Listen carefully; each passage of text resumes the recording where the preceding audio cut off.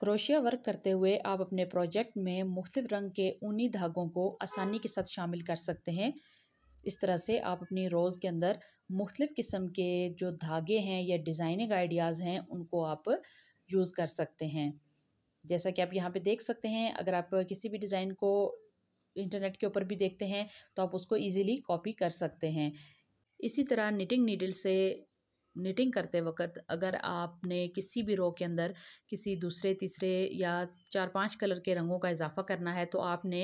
अपनी जो knitting needle की वो सिलाई है जिसको आप बुन रहे हैं उसके शुरू से ही दोनों धागों को 3-4 जितने कलर आपने ऐड करने हैं वो आपने ऐड कर देने हैं। यहाँ पे देखिए ये 2 कलर हैं जो कि जब मैंने डिज़ाइनिंग की इब्तिदा की थी तो तभी से साथ-साथ चले आ रहे हैं। तो यहाँ पे देख सकते हैं आप लोग, मैंने यहाँ पे बॉक्स वाला डिज़ाइन बनाया है जिसको डब्बी वाला डिज़ाइन भी कहते हैं। तो ये दोनों हल्के रंग हैं इसलिए आपको शायद ज़्यादा वाज़िया दिखाई नहीं दे रहा होगा।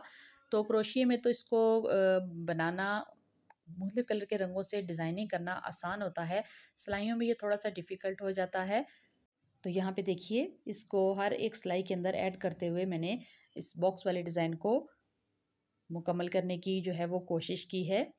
यहाँ पे देखिए जब भी हम निटिंग नीडल के साथ बुनाई करते हैं तो इस तरह से जो लाइंस हैं ये बढ़ती चली जाती हैं और हमारे पैटर्न की लंबाई में इजाफा हो जाता है। ये मैं आपको ग्राफ पेपर के ऊपर समझाने की कोशिश करती हूँ। अगर आपके पास ग्राफ पेपर नहीं तो आप आटे, चीनी, चावल की जो प्लास्टिक वाली खाली बोरी है उसके ऊपर भी इसको ड्रॉ करके समझ सकते हैं। देखिए जब भी हम निटिंग नीडल के साथ अपनी एक रो को निट करते हैं और उसके बाद जब हम इसके अंदर किसी दूसरे रंग का इजाफा करना चाहते हैं तो देखिए अगर बॉक्स बनाना है तो इस तरह से ये पहले वाली सिलाई में हमने एक जो है वो इस तरह से इजाफा किया, दूसरे वाली सिलाई में उसके ऊपर वाली लाइन में उसकी सीध से एक हट के दाईं तरफ भी और बाईं तरफ भी आपने इस तरीके से ड्रॉ कर लेना है। अगर आप इसको पहले किसी ग्राफ पेपर या बोरी के ऊपर जो प्लास्टिक की चावल चीनी की बोरी होती है उसके ऊपर ड्रॉ करके रख लें तो आपके लिए बहुत आसानी होगी ये समझने में कि आपने कौन सी जगह पे जाके सिलाई के अंदर दूसरा कलर जो है वो ऐड करना है, किस स्टिच के अंदर ऐड करना है और किस तरह से आपने इसको स्किप करना है, कहाँ पे स्किप करना है तो आपका जो बॉक्स वाला डिज़ाइन है वो मुकम्मल हो जाएगा।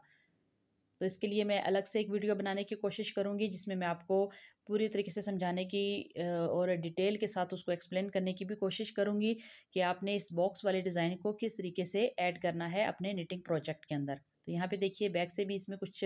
आम जो हमारे प्रोजेक्ट होते हैं उसकी निस्बत ज़्यादा सफाई नहीं आती क्योंकि हम बार बार धागे को चेंज कर रहे होते हैं।